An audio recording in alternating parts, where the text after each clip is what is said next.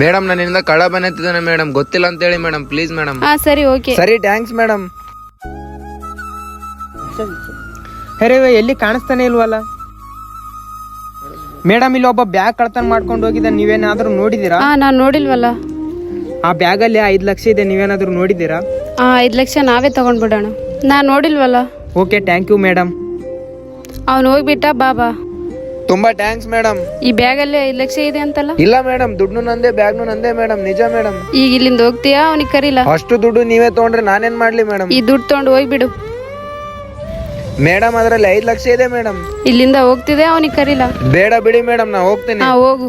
ಅಮ್ಮ, 5 ಲಕ್ಷ ಸಿಕ್ತು, ಶಾಪಿಂಗ್ ಮಾಡ್ಬೋದು, ಗೋವಾಕ್ ಹೋಗ್ಬೋದು, ಚಿಲ್ ಮತ್ತು ಎಂಜಾಯ್ ಮಾಡ್ಬೋದು. ಅಯ್ಯೋ, ಇದ್ರಲ್ಲಿ ದುಡ್ಡೇ ಇಲ್ವಲ್ಲ.